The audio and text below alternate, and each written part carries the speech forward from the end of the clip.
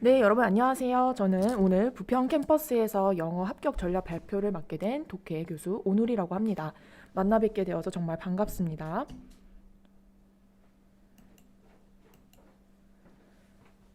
먼저 오늘 발표할 내용의 순서를 한번 보시죠. 제 소개를 먼저 한 다음에 영어의 각 과목별 공부 방법에 대해서 설명을 드리고 학생들이 저에게 자주 하는 질문 몇 가지를 함께 보는 시간을 가진 다음에 마지막으로 Q&A 세션으로 마무리해 보도록 하겠습니다. 질문 사항이 있으시면 이때 자유롭게 해주시면 됩니다.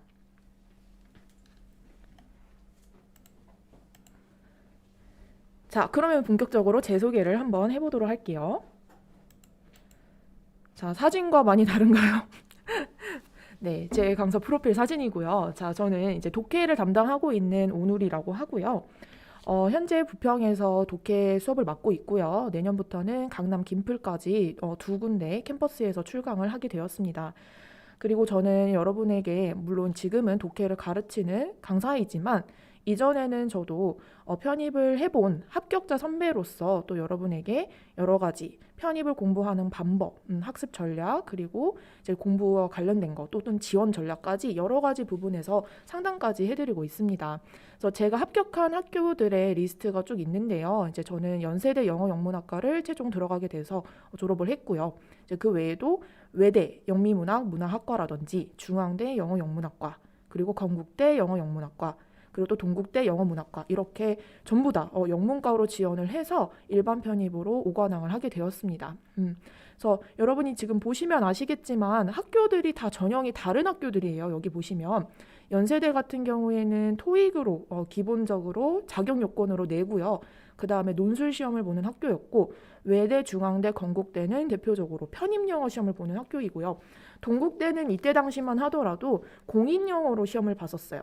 올해부터 이제 편입 영어로 바뀐 거고 이전에는 공인 영어 시험을 봤었기 때문에 저는 그때 당시에 이제 공인 영어로 편입을 합격했던 경험이 있습니다. 그래서 쭉 이렇게 저에 대해서 간단하게 조금 소개를 해봤고요. 그리고 이제 저도 합격을 해본 편입을 겪어본 여러분의 선배이기 때문에 이제 제가 왜 편입을 결심하게 되었는지 그리고 또 어떻게 해서 편입을 합격하게 되었는지 아주 간략하게 또 소개를 잠깐 해보려고 합니다. 자, 그래서 저는 솔직히 말씀드리면은 편입을 두 번 도전했어요. 첫 번째 때는 제가 이제 원래 미국에서 유학을 하다가 저는 좀 여러 번의 휴학을 하고 한국에서 시간을 보내고 있었거든요. 그 이유는 이제 너무 오랜 외국 생활 때문에 조금 향수병도 심해졌고 그리고 건강 상태가 조금 좋지 않아서 휴학을 좀 잦게 여러 번 한 다음에 쉬고 있던 와중에 우연하게 이제 한국에 있는 편입학 전형을 알게 되었어요. 그래서 그때 당시에 이제 학원에 부평 캠퍼스에 와서 등록을 하고 학원을 다니게 되었는데요. 그래서 그때 시기가 한 10월쯤이었습니다. 굉장히 늦은 시기죠. 그래서 매우 짧은 시기임에도 불구하고 그때 편입 준비를 해서 학교 시험을 보러 다녔는데요. 하지만 이제 여러분이 예상하시듯이 두 달 가지고 공부를 해서 합격할 수 있는 학교는 없습니다. 여기 편입 영어로는. 그래서 목표를 했던 대학들은 최종 합격에서 탈락을 했어요. 대부분 이제 1차까지는 제가 어느 정도 커버가 되어서 1차까지는 합격한 학교들이 꽤 있었는데요. 최종 합격에서 탈락을 하게 되었고 그 중에서 이제 제가 원래는 다니려고 지원했던 학교는 아니었지만 시험 일정상 제일 먼저 시험을 보는 학교였던 항공대에 제가 시험 삼아서 한번 봤는데 교통물류학부에 제가 추천을 하게 되어서 그 학교를 제외하고는 전부 다른 학교에선 제가 편입을 합격하지 못했어요. 그래서 그런 상황에서 항공대 일단 다녀보자. 합격을 했으니까 한번 다녀보자 라는 생각을 가지고 등록을 하고 다니게 되었어요. 근데 또 막상 가보니까 이제 남들이 뭐라고 하던 간에 남들은 이제 뭐 관제사가 꾸민 친구들 또는 이제 물류 쪽으로 희망을 하는 친구들은 일부러 이 학교에 오고 싶어서 편입을 하는 친구들도 있어요. 근데 다만 저에게는 전공이 적성에 너무 맞지 않았던 거죠. 수업을 듣는데 무슨 내용인지 하나도 모르겠고, 그리고 전혀 관심도 안 생기고 너무 힘든 거예요. 그래서 아주 잠깐의 시간이긴 했지만 정말 많은 고민을 한 끝에 한 4월 중순쯤 중간고사를 볼 시기쯤 해서 정말 이건 안 되겠다. 차라리 재편입을 하는 게 낫겠다. 결심을 하고 항공대를 자퇴를 하고 재편입을 결심하게 되었습니다. 그래서 그 이후부터는 부평 캠퍼스에서 수강을 하면서 이제 하반기에는 논술까지 같이 준비를 하면서 최종적으로 일반 편입 5관왕을 하게 되었어요. 그래서 여기까지가 저에 대한 간단한 소개였고요. 자, 그 다음에는 한번 우리 공부 방법에 대해서 살펴보도록 하죠. 그래서 공부 방법에 대해서는 이제 각 과목별로 여러분이 편입 영어에는 어떤 과목들이 있는지, 그리고 그 과목들에 대해서 어떤 식으로 공부를 하면 좋을지 제가 전체적으로 개괄적으로 한번 훑어드리는 시간일 거예요. 자, 한번 보도록 하죠. 그래서 첫 번째는 어휘 영역입니다. 어휘. 그래서 어휘라는 과목이 존재해요. 편입 영어에는. 그래서 어휘라는 것은 사실 편입의 정말 꽃이자 처음이자 마지막이다. 모든 영역의 토대가 되는 부분이 바로 어휘라고 할 수 있습니다. 그래서 어휘가 출제되는 부분이 되게 많고요. 기본이 되기 때문에 제일 중요하다고 할 수 있어요. 그래서 제가 여기 간단하게 뭐 동의어, 반의어 찾기, 뭐 빈칸 산입, 논리 문제 뭐 이렇게 써놨는데요. 이제 어휘가 중점적으로 활용되는 문제 유형들이라고 하실 수 있습니다. 그래서 뭐 예를 들면은 편입에는 동의어를 고르는 문제가 출제가 돼요. 그래서 해당 단어의 밑줄을 쫙 그어놓고 그 단어와 제유사한 의미를 가진 다른 단어를 고르는 그런 문제 유형이 출제됩니다. 그리고 또 문장 속에 빈칸을 뚫어놓고 그 빈칸에 가장 어울리는 단어를 고르는 문제. 이제 그런 영역을 나중에 논리 파트라고 해요. 따로 파트가 존재하긴 하는데 어쨌든 그 영역을 위해서도 제일 기본 바탕으로 여러분이 공부를 하셔야 되는 게 어휘입니다. 어휘. 그래서 이 모든 게 가능하려면, 그리고 또 독해에서도 엄청난 지문, 장문 독해들이 많은데 그 모든 거에 밑바탕이 되려면 어휘 공부를 아주 철저하게 열심히 하셔야 돼요. 그래서 이처럼 편입의 처음과 끝은 어휘라고 할 수 있는 거죠. 그래서 많은 학생들이 이거를 당연히 어휘 외워야 되겠지. 뭐 영어 공부하는데 어휘를 외우지 않는 게 뭐 말이 돼? 당연히 외워야 되겠지. 뭐 이렇게 생각하면서 좀 가볍게 흘려듣는 경향이 있어요. 근데 하지만 저는 이 내용을 수업마다 늘 강조해서 얘기를 합니다. 어휘의 중요성은 진짜 정말로 아무리 강조해도 모자라기 때문이죠. 그리고 또 편입에서는 여러분이 평상시에 잘 접해보지 못한 어휘가 많이 등장을 합니다. 그리고 여러분이 기존에 알던 단어라 하더라도 편입에서는 또 다른 뜻으로 사용되는 경우가 많기 때문에 여러분이 여러 가지 의미를 동시에 같이 외우셔야 돼요. 그래서 제가 예시로 outstanding balance라는 단어를 여기다 적어봤는데 여러분 각각의 뜻은 아시나요? 이제 이전에 공부를 했던 친구들은 이 정도 단어는 저 본 적 있어요. 할 수 있어요. 그쵸? outstanding이라는 거는 뛰어난 이런 의미를 가진 형용사예요. 그쵸? 뛰어난. 밸런스라는 건요. 이건 뭐 일상적으로 우리가 많이 쓰는 단어죠. 밸런스를 맞춰야 된다라는 식으로 말을 할 때 균형이라는 의미로 쓰이는 단어예요. 근데 outstanding balance라고 하면은 이제 전혀 다른 또 다른 의미가 되는데 그건 바로 무슨 의미가 되냐면 outstanding에는 또 다른 뜻이 있어요. 자주 쓰이는 그 뜻이 바로 이제 지불을 아직 하지 않은, 즉 돈을 아직 내지 않은 이라는 의미가 있어요. 그리고 밸런스 같은 경우에는 균형이라는 뜻 외에도 잔고, 돈이란 뜻이 있습니다. 그래서 은행 잔고 여러분이 이제 남은 잔고 얘기할 때 그거를 이제 밸런스라고 얘기를 해요. 그래서 outstanding balance라고 하면은 문맥에 따라서는 뭐 뛰어난 균형 감각 뭐 이렇게 얘기를 할 수도 있지만 실질적으로는 아직 내지 않은 잔고, 아직 내지 않은 돈이라는 의미로 쓰일 때가 더 많다라는 거. 그래서 이런 식으로 단어마다 중요한 뜻들, 여러 가지 다이어들, 여러 의미를 가진 단어들이 많이 존재하기 때문에 각각의 경우에 대해서 여러분이 단어를 많이 외우셔야 돼요. 그럼 이제 어떻게 공부를 하느냐? 제가 추천드리는 방법은 이제 오른쪽에 있는 공부 방법, 파란색 빈칸 있죠? 파란색 네모칸에 있는 방법대로 따라오시면 제일 기본적인 형태라고 볼 수 있을 것 같아요. 그래서 지금 시기가 이제 우리 12월 이제 중순 말이 돼가고 있잖아요. 1월부터 준비하는 친구들은 내가 만약에 수능 수준의 어휘가 부족하다. 저는 정말 노베이스라서 영어 단어를 잘 몰라요 하는 친구들은 일단 1, 2월까지는 무조건 수능형 단어를 마스터하는 것을 목표로 하시면 돼요. 그래서 1, 2월까지는 틈틈이 계속해서 반복적으로 기본 단어죠. 수능형 단어를 무조건 끝내고 잊어버리지 않도록 스스로 보충을 해가면서 계속 외우셔야 합니다. 그리고 이제 한 3월부터는 본격적으로 데일리라는 걸 진행을 하면서 학원에서 그 어휘 테스트를 보고요. 그리고 또 어휘 수업도 있어요. 그래서 그런 식으로 그때부터는 본격적으로 편입 어휘 수준에 해당하는 단어들을 보게 될 텐데요. 그래서 MBP라는 단어책을 여러분이 구매하셔서 보게 될 거예요. 이제 이때부터는 그 단어책을 정말 여러 번 N회독을 해야 합니다. 그러면서 중요한 거는 단어 자체에 친숙해지는 거예요. 이게 무슨 얘기냐면 이제 처음에 한 번 외운다고 단어가 외워질까요? 아니죠. 외워지지 않아요. 여러분 처음 보는 단어인데 어떻게 한 번 보고 바로 외울 수가 있겠어요? 그건 거의 불가능에 가까운 얘기죠.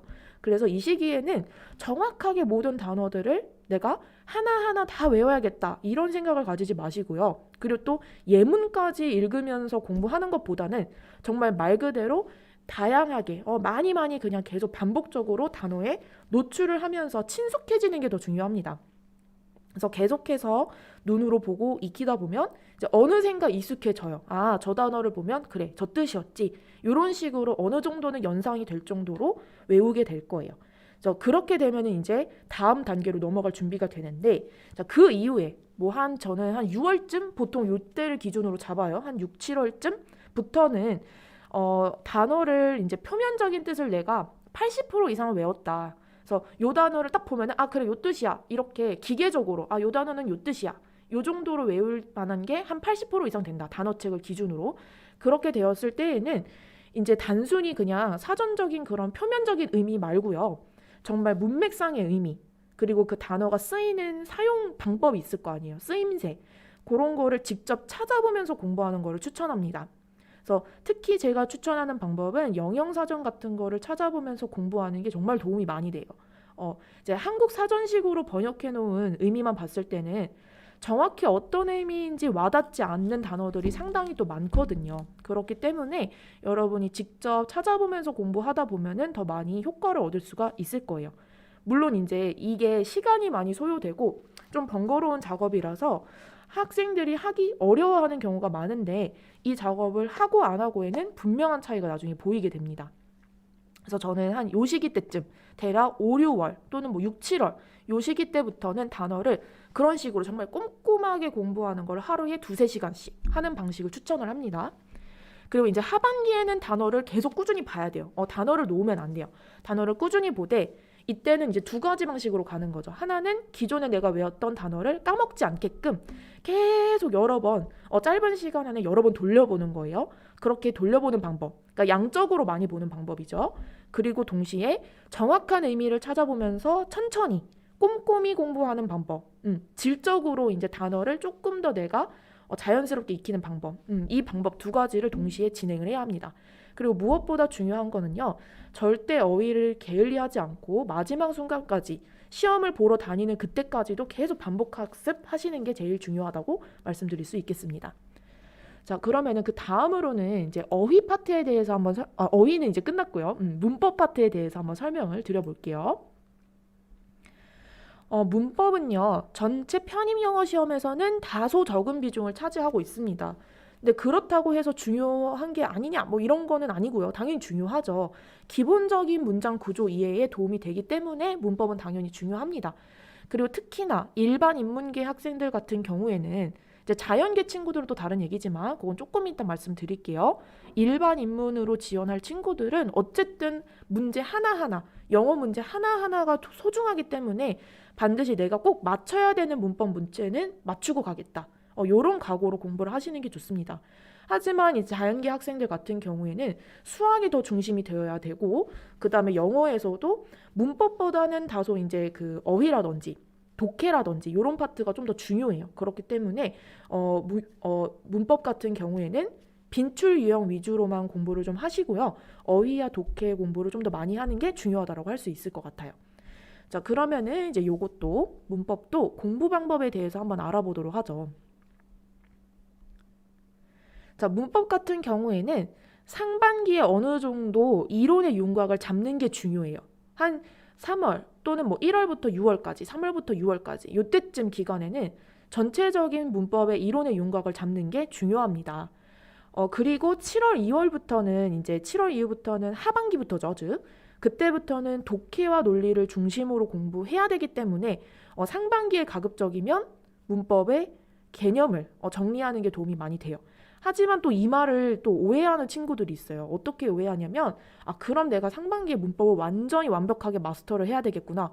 이렇게 생각하는 친구들이 있는데 그런 생각은 또 금물이에요. 절대 그런 생각하시면 안 돼요. 왜 그러냐? 저도 이제 편입을 공부를 해봤잖아요, 여러분. 그리고 저도 솔직히 성적이 좋은 편이었거든요. 붙은 학교들 제가 아까 보여드렸잖아요. 그죠? 그래서 저도 문법 공부도 굉장히 철저하게 했고 정말 많이 공부를 했고 많이 알았는데도요. 그랬는데도 불구하고 문법 문제는 풀다 보면 꼭 틀려요. 꼭 틀려요. 절대 이론을 완벽하게 다 끝낼 수는 없어요. 아무리 많이 공부하고 알아도 실전에서 틀리기 마련이고요. 또 익숙하지 않은 부분에서 문제를 내기 때문에 또 틀릴 수도 있어요. 그래서 이렇게 문법에 틀리는 거 너무 스트레스를 받아 하면서 문법에 올인하는 친구들이 있어요. 내가 문법만큼은 끝내야지. 이런 친구들이 있는데 저는 이걸 이제 소위 말해서 문법의 함정에 빠진다라고 표현을 하기도 해요. 그 이유는 뭐냐면 너무 문법에만 몰두하느라 정작 중요한 어휘 공부를 너무 소홀히 하는 경우가 많기 때문이에요. 그래서 그렇게 하기보다는 여러분이 문법은 제일 또 자주 나오는 패턴들이 있어요. 그래서 여러분이 아직 배우지는 않았지만 뭐 동사 관련된 문제라든지 시제, 이제 과거냐 현재냐 미래냐 이런 시제 문제라든지 그다음에 관계사라든지 아직 배우지 않았지만 괜찮아요. 어차피 배우게 될 거니까. 그래서 그런 것처럼 되게 자주 나오는 패턴들이 있거든요. 빈출 유형들이 있어요. 그래서 그런 유형들을 공략을 하면서 공부하는 게 더 효과적입니다. 그리고 이론 내용을 배운 것을 나중에는 하반기 때부터는 실전 문제풀이에 적용을 하면서 공부하는 게 도움이 돼요. 왜 그러냐면 이제 이론으로는 내가 머리로는 아는데 막상 문제로 만났을 때는 또 틀리는 경우가 있거든요. 그래서 실전 감각을 익히기 위해서는 하반기 때 이제 문제풀이를 병행을 하면서 여러분이 공부하시면 되고요. 그리고 그때 틀린 문제는 다시 이론책을 여러분이 펼쳐보면서 요 내용을 내가 조금 아직 이해가 덜 됐구나. 요 내용을 내가 문제로 봤을 때는 자꾸 틀리는구나. 이런 부분은 다시 여러분이 캐치를 해나가면서 메꿔나가는 방식으로 공부를 하시면 돼요. 그러니까 문법은 두 가지 포인트예요. 너무 철저하게 이론을 내가 완벽하게 마스터해야겠다라는 생각은 금물이고요. 두 번째는 자주 출제되는 유형들이 있기 때문에 그런 거를 먼저 공략을 하면서 공부하는 게 중요하다. 그리고 문제풀이를 통해서 얼마든지 메꿔나갈 수 있다. 이렇게 생각하시면 될 것 같아요. 자, 그러면 그 다음으로 독해 파트를 한번 보도록 하겠습니다. 독해 제가 담당하는 과목이죠, 그죠? 자, 독해 같은 경우는 이제 편입 영어에서 차지하는 비중이 정말 가히 압도적이다라고 할 정도로 제일 점수 비중도 많고 어렵습니다. 뭐 일례를 들어서 외대 같은 경우에는요, 독해 문제만 이제 100점을 다 합해 보면은 70점 이상이 넘어요. 그러면은 앞에 뭐 어휘라든지 문법이라든지 논리를 다 합해도 한 20몇 점, 30점 정도에 가까운 거고 나머지 70몇 점이 전부 다 독해에서 출제가 되는 거라고 보시면 돼요. 그만큼 출제 문제 수도 그렇고 그 다음에 점수 배점에서도 그렇고 비중이 높은 게 바로 독해입니다. 그리고 독해 같은 경우에는 다방면의 주제가 출제가 돼요. 이제 편입 영어에서는 이제 제가 괄호 표시된 거에 보시면 심리학이라든지 철학이라든지 과학 분야, 그다음에 문화, 경제 등 정말 다양한 분야들에서 지문이 출제가 됩니다. 그래서 전문 용어, 이제 영어로 된 전문 용어를 여러분이 익히면서 그와 동시에 배경 지식을 또 함께 익히는 것도 중요합니다. 그래서 왜 이렇게까지 어려운 문제들을 내냐? 자, 그 이유는 이제 여러분이 편입을 하는 거는 1학년으로 신입생으로 들어가는 거 아니잖아요. 3학년으로 들어가는 거잖아요. 그래서 여러분이 해당 그 전공에 편입을 했을 때 그 해당 원서를 영어 논문을 읽을 정도의 독해력이 되는지를 측정하기 위한 거다라고 보시면 돼요. 그래서 그 정도의 난이도들. 그래서 실제 지문들도 이제 영어 논문이라든지 아니면은 기사, 뭐 아티클 이런 데에서 많이 출제를 합니다. 그래서 단문부터 장문까지 골고루 출제가 되고요. 그리고 문제 유형 같은 경우에는 수능과 크게 다르지는 않아요. 기본적인 맥은 같은데 다만 조금 더 다양한 편이기는 합니다. 뭐 예를 들어서 기본적인 주제 찾기, 그 다음에 뭐 작가의 의도를 찾는 거, 작가가 여기서 주된 하고 싶은 말이 뭐냐, 뭐 이런 거, 그 다음에 사실일치 문제, 그러니까 본문에서 한 내용 중에 틀린 거, 뭐 맞는 거 고르는 이런 문제 있고요.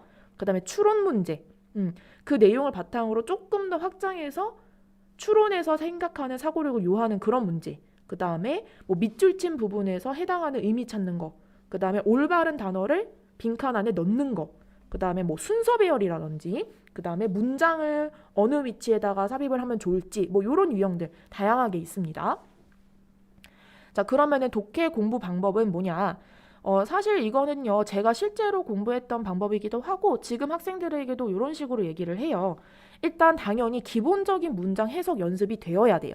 그래서 기본적으로 내가 이 문장을 어떻게 해석을 하는지, 또는 이제 뭐 독특한 구문이 있다, 필수 구문이 있다. 그러면은 이제 구문 분석까지 같이 들어가면서 문장 단위로 일단은 해석을 하는 연습이 필요합니다. 그리고 이제 요 단계를 조금 어느 정도 수월하게 된다. 그 다음부터는 글의 구조 전체를 보는 눈을 기르셔야 돼요. 무슨 얘기냐 하면은 뭐 이제 독해 같은 것도 사실 여러분 말할 때도 우리가 서론, 본론, 결론 이렇게 있잖아요. 글을 쓰는 사람들도 마찬가지로 그런 방식으로 글을 쓴단 말이죠. 뭐 예를 들면은 저자가 어떤 사회에 전반적으로 퍼져 있는 통념에 대해서 반박을 하고 자기 얘기를 하고 싶어요. 그러면은 보통 사람들은 일반적으로 이렇게 생각한다, 뭐 이렇게 얘기한다 라는 일반적인 통념을 제시를 하고요. 그 다음에는 이게 왜 틀렸는지 뭐 반박을 하는 내용을 먼저 써주고, 그 다음에 마지막으로는 작가가 자기가 전달하고 싶은 내용을 주장을 하는 글, 뭐 이런 식으로 순서를 가지게 된단 말이에요. 그래서 그런 식으로 전체적인 글의 흐름이 어떻게 진행이 되는지 그런 글의 구조를 분석하는 눈을 기르셔야 합니다.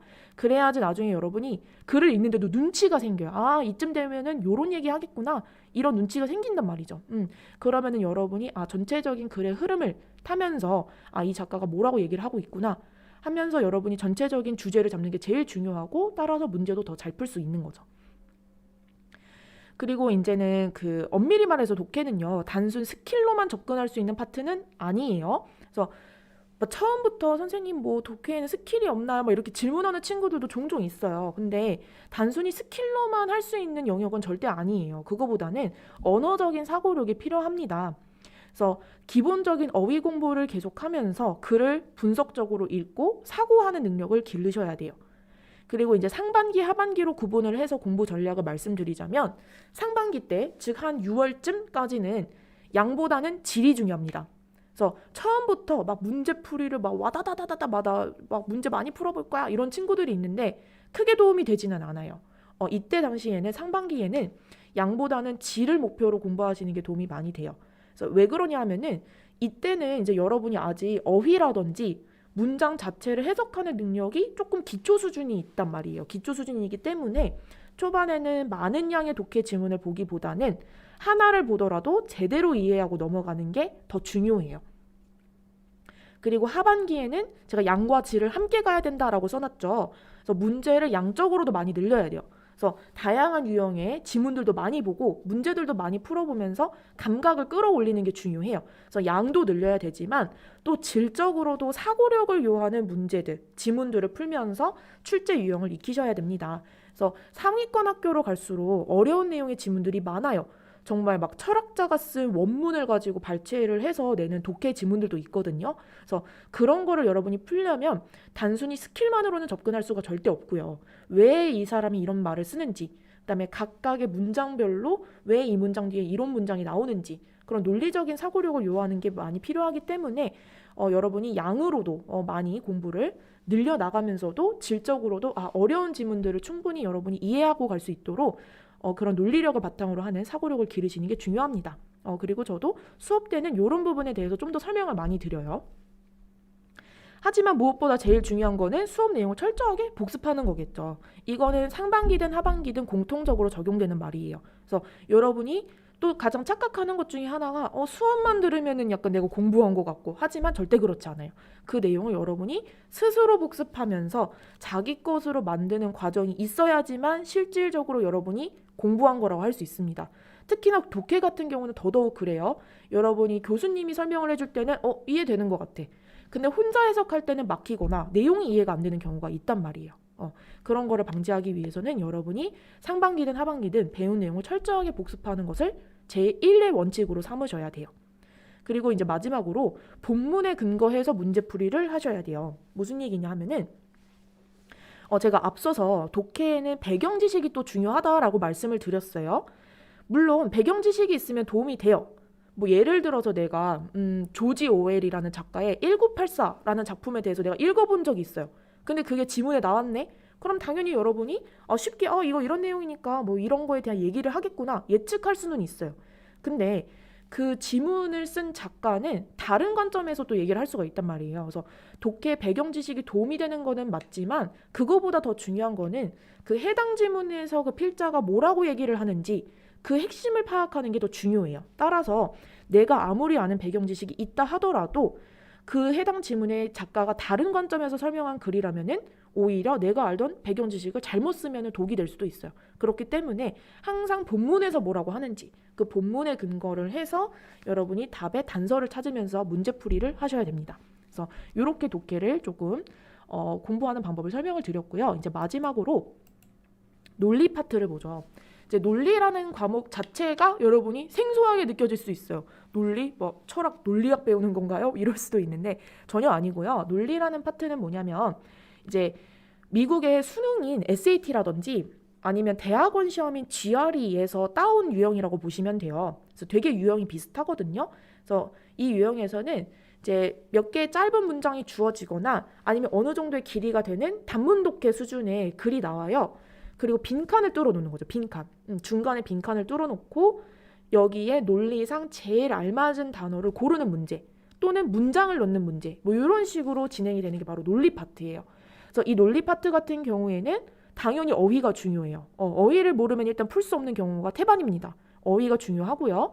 독해력도 당연히 중요하고 사고력까지 요하는 고난이도 파트라고 할 수 있고 편입에서도 정말 중요한 파트라고 할 수 있죠. 자, 그럼 이제 논리 공부 방법을 조금 설명을 드리자면 얘기했다시피 어휘는 기본입니다. 기본 중에 기본이에요. 어휘를 모르면 풀 수 없는 문제가 정말 태반이에요.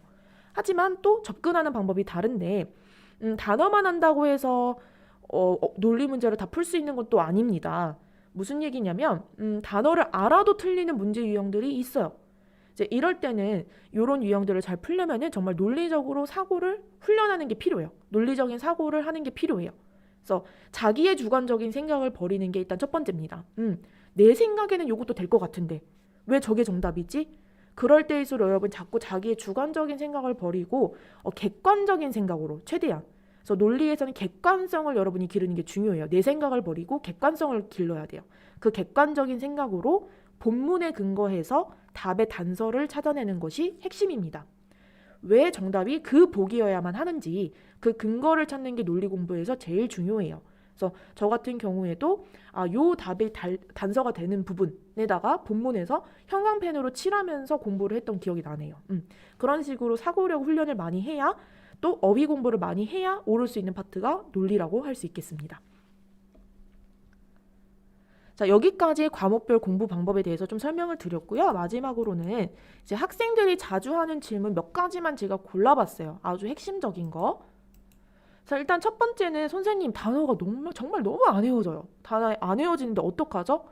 계속 잊어버려. 외우는데도 계속 잊어버려요. 막 이런 질문을 정말 1년 내내 합니다. 학생들이 1년 내내 해요. 특히 상반기 때 더 많이 해요. 상반기 때는 정말 내가 열심히 외웠는데 선생님 하루 이틀만 지워도 다 잊어버려요. 이러는 친구들이 많거든요. 근데 처음 보는 단어니까 안 외워지는 게 당연해요. 저도 이제 미국에서 공부를 하고 왔지만 편입 용어는 정말 그런 전문적인 용어들, 일상생활에서 쓰이지 않는 단어들이 정말 많기 때문에 저도 거의 대부분이 처음 보는 단어들이었어요. 어려운 게 당연합니다. 그래서 아까 제가 제시한 방법대로 단어 공부를 계속 하다 보면은 어느샌가 외워지게 되고 또 영영사전을 찾아보면서 공부하다 보면 정확한 쓰임새와 맥락도 이해하게 됩니다.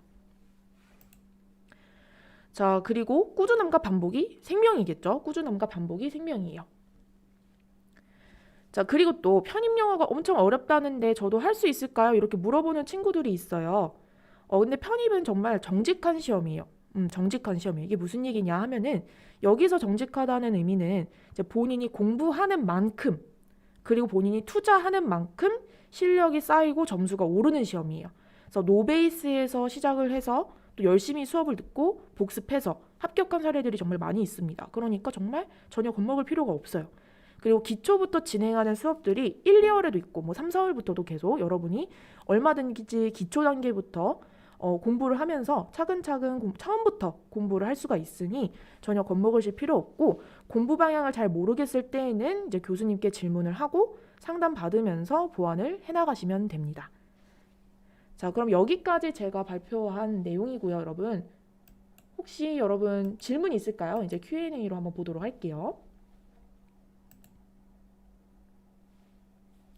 질문이 있으시면 얼마든지 궁금한 내용 질문하시면 되겠어요.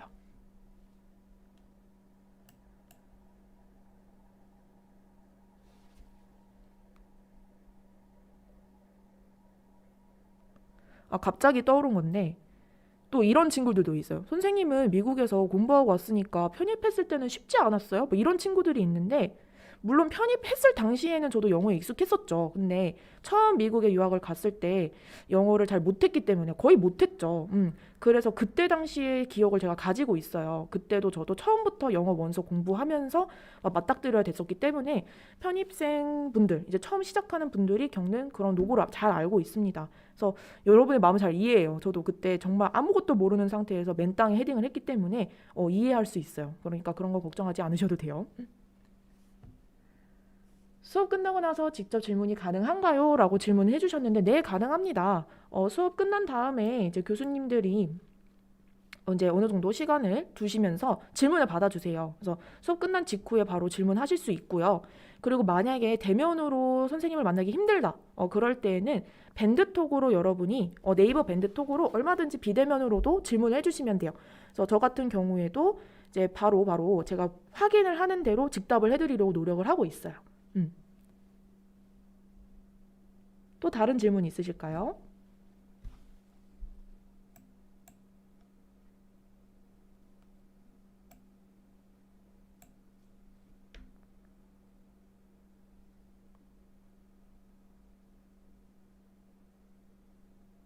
네. 혹시 다른 질문 있는 학생들 있을까요?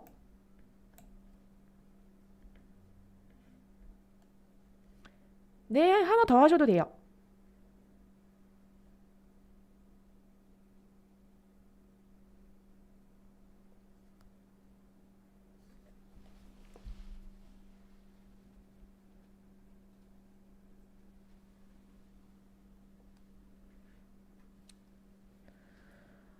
모의고사 성적이 낮으면 합격하기 힘든가요? 라고 질문 주셨는데요. 이제 김영희는 모의고사가 있어요. 이제 매달 1월부터 11월까지 매달 네 번째 토요일에 모의고사를 진행을 합니다. 그래서 그때 여러분이 배운 내용을 바탕으로 해서 내 실력이 어느 정도인지를 측정할 수 있는 시험이에요. 한번 풀어봤는데 점수가 낮게 나와서 괜찮아요. 그래서 김영 모의고사 성적이 낮다고 해서 합격하기 힘들지 않아요. 왜 그러냐 하면은 그래서 김영 모의고사 같은 경우에는 모든 편입 유형에 있는 학교들의 약간 그 평균치라고 보시면 돼요. 그래서 골고루 어휘 파트, 뭐 문법 파트, 논리 파트, 독해 파트 딱딱 정해져서 약간 평균치라고 보시면 될 것 같아요. 근데 실제로 여러분이 나중에 기출 시험을 풀어보다 보면은 학교마다 유형이 다 달라요. 그래서 어떤 학교들 같은 경우에는 이제 문법이 아예 출제가 되지 않는 경우도 있어요. 올 논리, 올 독해, 막 이런 학교들도 있거든요. 뭐 대표적으로 인하대 같은 경우에는 어휘, 문법, 논리 하나도 출제 안 되고 전부 다 독해로만 출제되기도 해요. 그렇기 때문에 여러분이 학교마다 또 잘 맞는 유형이 있어요. 그래서 김영 모의고사 성적이 낮다고 해서 합격하기 힘들다라는 건 아니에요. 본인이 각자 잘 맞는 학교라는 게 또 생기다 보면 이제 나중에 여러분이 나는 이 학교랑 잘 맞는구나 이런 거를 나중에 기출 풀면서 또 아시게 될 수 있을 거예요. 그래서 모의고사 성적이 낮다고 해서 절대 이제 겁먹거나 기죽으실 필요 없고요. 마지막까지 끝까지 하면 되는 게 편입 시험이에요. 끝날 때까지 끝난 게 아니다라는 말이 있죠. 편입 영어 같은 경우가 바로 그렇습니다. 그래서 끝날 때까지 끝난 게 아니에요. 시험 보러 다닐 때까지 계속 공부를 하시다 보면은 이제 포텐이 터지기 마련입니다. 그러니까 그거는 걱정하지 않으셔도 돼요. 혹시 다른 질문 있으신가요?